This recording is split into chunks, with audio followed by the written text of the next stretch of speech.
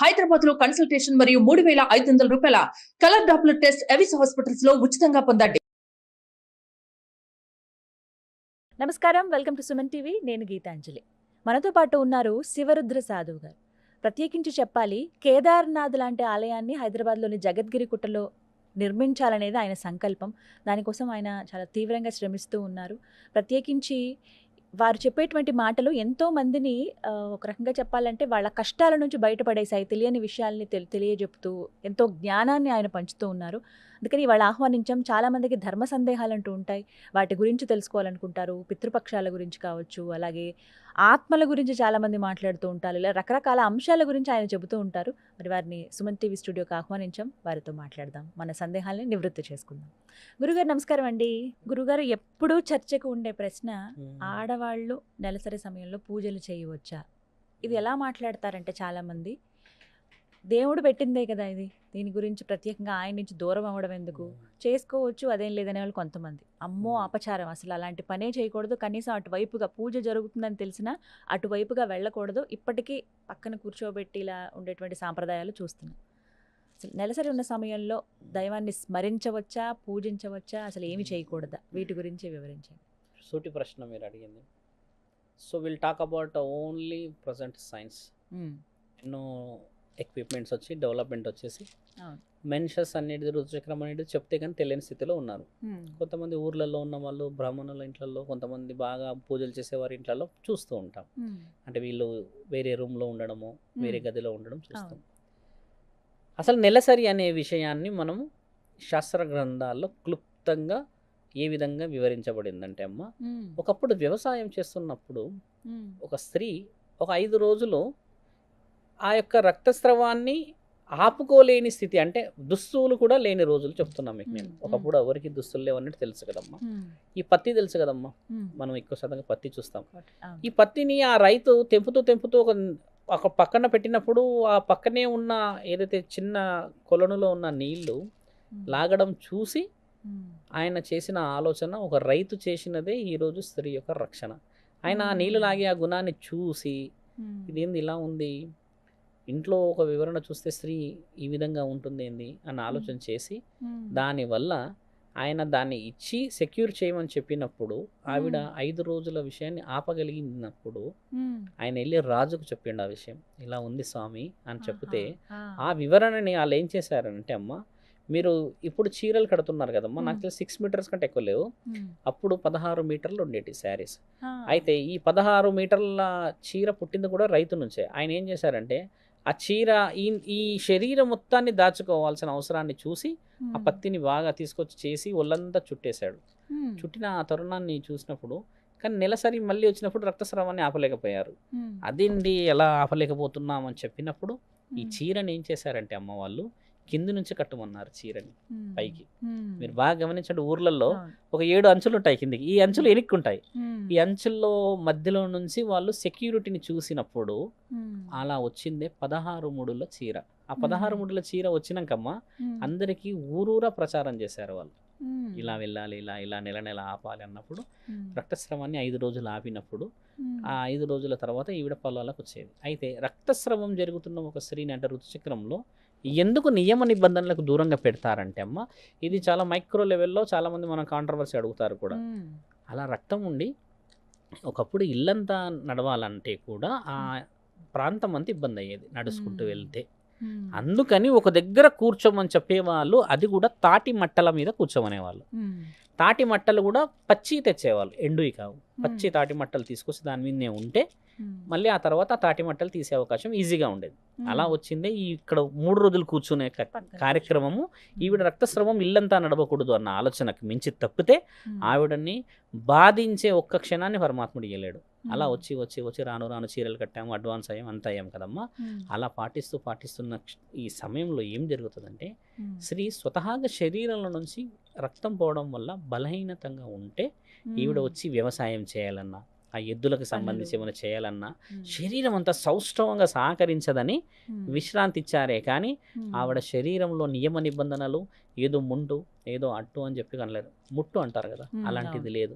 అలాంటిది ఉంటే నా తల్లి పార్వతీమాత శరీరంలో అర్ధభాగాన్ని తీసుకొని అర్ధనారీశ్వరి తత్వాన్ని తీసుకున్నప్పుడు మరి ఎక్కడికి వెళ్ళి కూర్చోవాలి, నా శివుడు ఏం కావాలి, అక్కడ ఆయన ఇచ్చింది వివరణ అదే. మరి మనం తెలుసుకోవాల్సింది కూడా ఏంటంటమ్మా, శరీరాన్ని అర్ధభాగం ఇచ్చిన నా తల్లి పార్వతీమాతకి మీరు అన్నట్టుగానే నెలసరి సమయం అన్న ఆలోచన చేస్తే మీరు ఎక్కడికి తీసుకెళ్తాం, మరి ఆ ఎగ్జాంపుల్ అబద్ధమైపోతుంది కదా.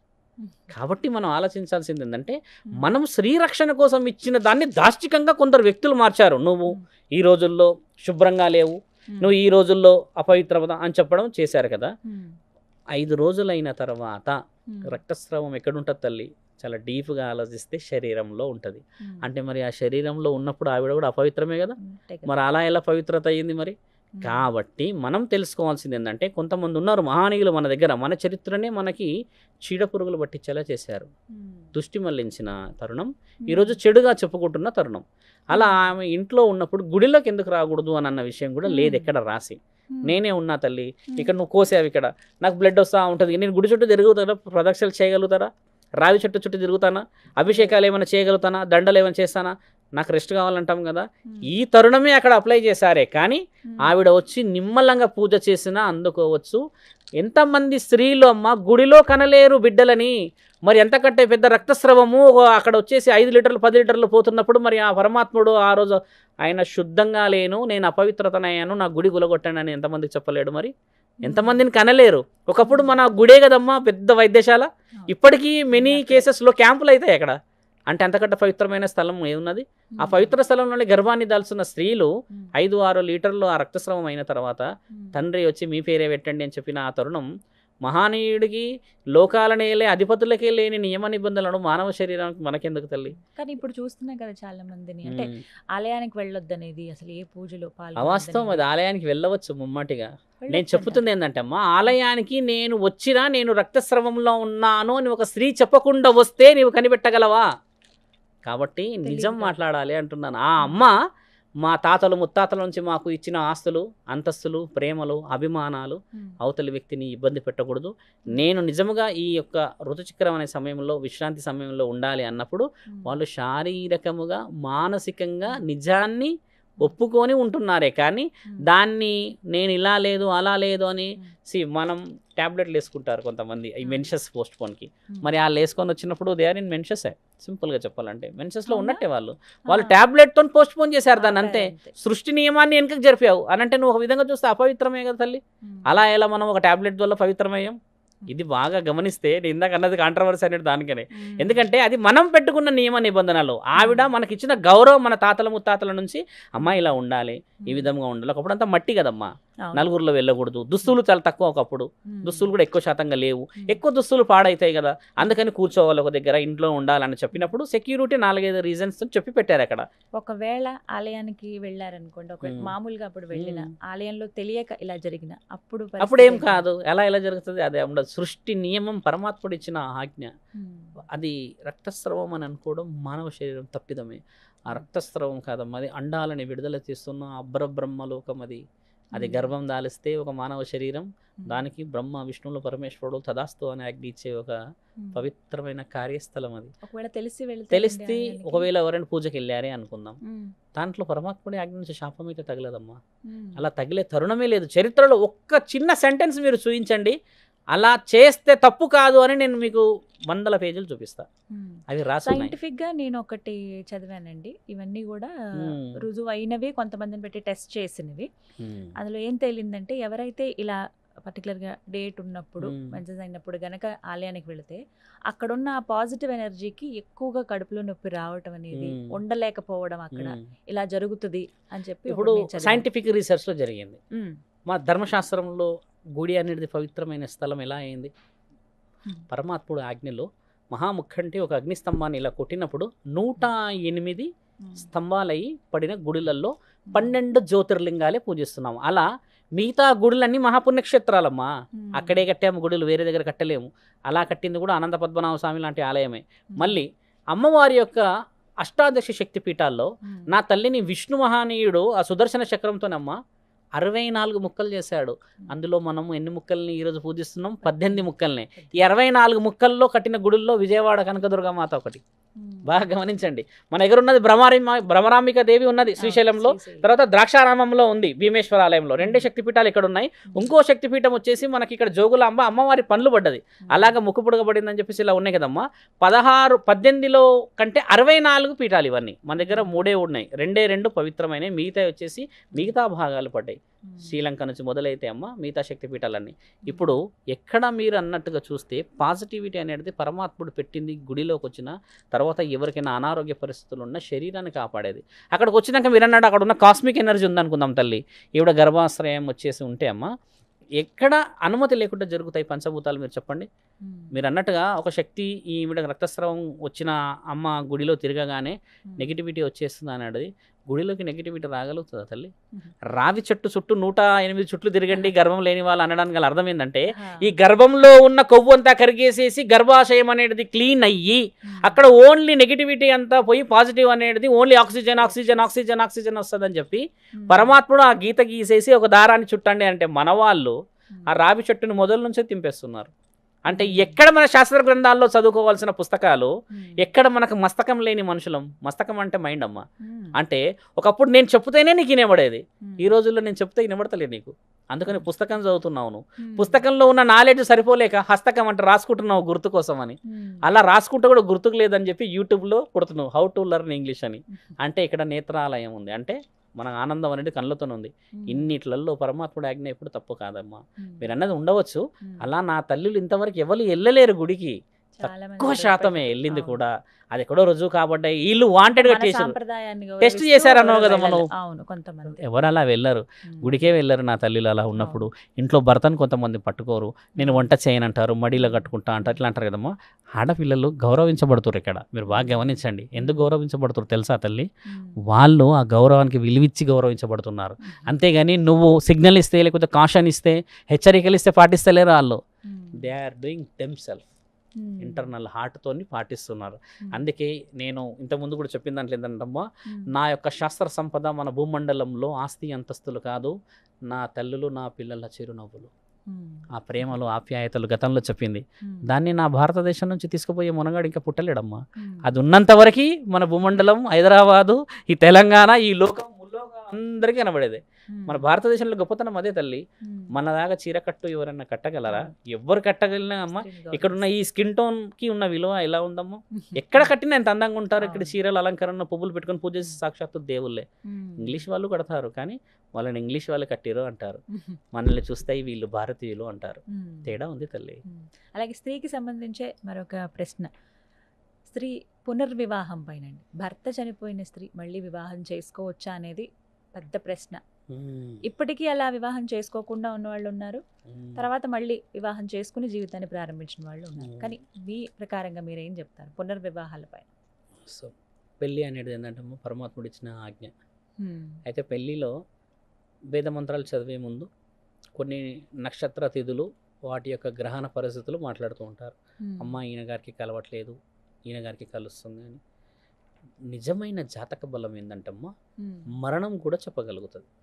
అలా చెప్పట్లేడు అని అంటే ఈవిడ జాతకాన్ని అబద్ధంగా చెప్పిండని ఒకటి ఆలోచించాలి. ముందే తెలుస్తుందండి, ముందే నక్షత్ర తిథులు చూపిస్తారు. 60% మన దగ్గర పంచాంగము, సంవత్సరం పంచాంగం. మరి ఉగాది రోజు ఎలా చూస్తున్నాం, అలా ఎలా తెలుస్తుంది పలానా ఆగస్టులో జరుగుతుంది ఒక విషయం అని, పలానా రోజు ఎలా తెలుస్తుందని? అంటే 365 రోజుల చరిత్రనే నువ్వు ఒక రోజు క్రోధీనామ సంవత్సరంలో అని రాసుకుంటున్నాం మనము. 64 సంవత్సరాల గురించి చెప్పుకుంటున్నాం మనము. ఒక పెళ్ళి అనే విషయాన్ని చెప్పలేము అంటే మన శాస్త్ర సంపదకి విలువలేనట్టే కదా. అంటే ఇక్కడ 2 మార్గాలు ఏముంటాయంటమ్మా, నేను చెప్పాల్సిన విషయము. ఒక వ్యక్తి ఉన్నాడు, శ్రీకాల సర్పదోషము అని అంటారు. ఈ శ్రీకాల సర్పదోషానికి ముఖ్యమైనది గండ్రగొడ్డలితో పూజ చేయాలి, లేదా ఇనుముతో పూజ చేయాలి. ఇనుము పెట్టి చాకు కానీ ఇలాంటి కొన్ని చేస్తారు. అలా పూజ చేయట్లేరు ఈ రోజుల్లో. ఆ పూజ చేస్తే ఈ ఇనుము ఏదైతే ఉంటుందో తల్లి, ఈవిడ యొక్క దోషాన్ని తీసేసుకుంటే వచ్చేవాడు జీవితాంతం బాగుంటాడు. ఇక్కడ ముఖ్యంగా ఆ ఇనుముతోని చేయాల్సిన ఆ షార్ప్నెస్తో, ఎందుకంటమ్మా ఈవిడ దోషం పోవడానికని మన దగ్గర రాసున్న సంపుటే ఇది. మళ్ళీ మన దగ్గర 3 దోషాలు ఎక్కువ మాట్లాడతారు చూడమ్మా. ఒకటి సర్పదోషం మాట్లాడతారు, కుజదోషం అన్న సర్పమే, మళ్ళీ శ్రీకాళ సర్పదోషం. అంటే ఈ 3 చూసి పాముల గురించే ఉంటాయి. అంతకు మించి మిగతా దోషాలు ఏమి ఉండవు. మీ కులదైవం ఇది అన్నాడు, మీ అలా అన్న శాంతి, ఇవి ఏమీ చెప్పరు. సర్పం ఉన్నవాడికి పిల్లలు లేరంటారు, సర్పదోషం ఉన్నవాడికి పెళ్లి కావట్లేదు అంటారు, సర్పదోషం ఉంటే ఉద్యోగాలు అంటారు. సర్పానికి దీనికి సంబంధం ఏంది అనేది కూడా మరోసారి చెప్పుకుందాం మనం. ఇప్పుడు ఆ దోషం ఉన్న వాళ్ళకి ఇన్ముఖ చేసి ఒక సర్టిఫికెట్ ఇస్తాడమ్మా పురోహితుడు. అమ్మ 18వ సంవత్సరంలో ఈ ఫలానా లావణ్య అనే స్త్రీకి ఈ గుడిలో ఈ విధముగా వివాహం జరగడం చేత ఇది ఒక సర్టిఫికేషన్ ఇచ్చాము. ఆవిడ దోషం మీరు మళ్ళీ చూపిస్తే అక్కడ కనబడితే ఇదిగోండి ఒకసారి ఈవిడకి వివాహం ఈ విధముగా జరిగినది, ప్రాణ నష్టానికై మేము దీన్ని మా దగ్గర పెట్టాము ఆ వస్తువు అని వాళ్ళు కొన్ని ప్రక్రియలో దాన్ని మూసుకుంటారు. అంటే పెట్టేస్తారు, దాచిపెట్టేస్తారు. భూస్థాపితం చేయడానికి కూడా అవకాశం ఉంటుంది. నెక్స్ట్ వచ్చే వధువు, నెక్స్ట్ వచ్చే వరుడు దీనికి పూర్తిగా అర్హుడని ఆ యొక్క వైవిధ్యమైన రీతిని పురోహితులు చెప్తారు. అలా ఈ రోజుల్లో ఎంతమంది చేస్తున్నారో మీరు చెప్పండి. నేను బెట్ చేస్తామా, ఎవరు చేయట్లేరు. నేను చాలా మందికి చెప్తా, వాళ్ళు వండర్ అవుతారు, ఆల్రెడీ చూసాం స్వామి బాగానే ఉంది అని అంటారు. అంటే నేనన్నమాట పౌరహిత్యం అనేది వంశాభివృద్ధితో చెప్పాల్సుకున్న వాళ్ళే చెప్పవాలను, అందరు చెప్తే కాదు. నేను పౌరహిత్యం చెప్పను, నన్ను అడుగుతారు కదా. నేనేంటంటే నా స్థితిగతులు అఘోర స్థితిగతులు నాది వేరు. నేను గాలి ప్రభావం ఉండి నష్టం జరుగుతున్న వాళ్ళ ఈపులు పలగొడతారు లాస్ట్ అని చెప్పిన కదా, నా పద్ధతి వేరు కదా. ఎవరు ఏది చెప్తారో వాళ్ళని నమ్మడమే స్థితిగతులు. ఇప్పుడు చూడండి, పెళ్లి మంత్రాలు వచ్చినంత మాత్రాన పెళ్లి ఒక బ్రాహ్మణుడు చేస్తేనే అందం, అంతేగాని ఎవరు పడతారు మంత్రాలు వస్తే చేయగలుగుతారమ్మా. అందుకని పరమాత్ముడు 5 రూపాయలు ఇచ్చిండు, 5 శక్తులతోని ఈ 5 విధాలైన ముందుగానే తెలుస్తుంది అన్నారు. చిన్నగాక మొన్న జరిగిన ఇష్యూ అండి ఇది, అన్నమయ్య జిల్లాలో 5 రోజులు అయింది అంతే పెళ్ళి కదమ్మా. 5 రోజులు అయిందంటే అది ముమ్మాటికి తెలిసి చేసిందని అర్థం. అంటే అవతల వ్యక్తి కూడా చెప్పలేని స్థితిగతిలో ఉన్నాడని అర్థం. ఒక వ్యక్తి ప్రాణం అనేది ఖచ్చితంగా తెలుస్తుందమ్మా. మరణ గండం అది. ఒక వ్యక్తి ఉండడు జీవితం మొత్తంలో, కాలు పోతుందో చేతి పోతుందో అని అంటే ఓకే, అపాస్ట్రఫీ ఆయన ఉంటాడు. ఇక్కడ మనిషిని పూర్తి చేస్తాం కదా తల్లి, ఆ జాతకం అనేది మన శాస్త్ర గ్రంథాల్లో తెలిసే తీరుతుంది. దానికి యమగండం అంటారు. దున్నపోతులు కలలో కనబడతాయి, లేకపోతే యముడు నడుచుకుంటూ వచ్చినాడు పాశం కనబడతాయి, ఇవన్నీ హింట్లు వస్తాయి. నిజాలు అందరూ చెప్పరు ఇక్కడ. ఎందుకు చెప్పరు? చెప్తే ఏమనుకుంటారు? పెళ్లి ఫిక్స్ అయింది, అది చాలా ఆనందమే. 5వ రోజుకి కాలం చేస్తే అలా ఎలా మనిషి జీవితం ఏం నిర్ణయించుకుంటారమ్మా? ఇక్కడ పెళ్లి కాదు ఫిక్స్ చేయాల్సింది, శరీరాలతోని చేస్తున్న ఈ పెళ్లి కంటే ముందు పరమాత్ముడు ఆత్మల బలం కలుపుతాడు. ఆ ఆత్మల బలమే జాతక బలం తల్లి. ఆ జాతకాలు చూసి అమ్మా ఫలానా విషయ వివరణ ఉంది, నిజంగా 8 రోజులకి అబ్బాయి గండం ఉందంటే మహాయాగం చేయండి, మార్గం అయితే పెడతాడు కదా పరమాత్ముడు, క్షమాభిక్ష పెడతాడు కదా. అది చెప్పలేనప్పుడు ఆ జాతకానికి విలువ రాదు అంటున్నా. ఇప్పుడు ఆ అబ్బాయి చనిపోయాడు అనుకుంటాం తల్లి, అబ్బం శుభం తెలియని ఆ 5 రోజుల అమ్మాయిని ఎవ్వరు చూసినా తప్పుగా చూస్తుంటారు. ఎలా? పెళ్లి చేసుకోగానే భర్తను మింగేసిందని, రెండోది ఈవిడకి ఎవరో వస్తారు, ఎవడో ఉంచుకుంటాడు. ఈ మాటలకి ఎంతటి మనోవేదన చెందుతుందమ్మా. దీన్ని వక్రీకరించి రాయాలి, అలా లేదు మన శాస్త్రం అని. ఒక బిడ్డ పెళ్ళి అయిపోయిన తర్వాత భర్త వాంటెడ్గా చనిపోలేడు కదా, అది పరమాత్ముడు ఆజ్ఞ లేదు మరణం రాదు కదమ్మా. అలాంటప్పుడు నువ్వు నిర్మోహమాటంగా పెళ్లి చేసుకొని నీ జీవితాన్ని నువ్వు ముందుకు తీసుకొని వెళ్ళాలి.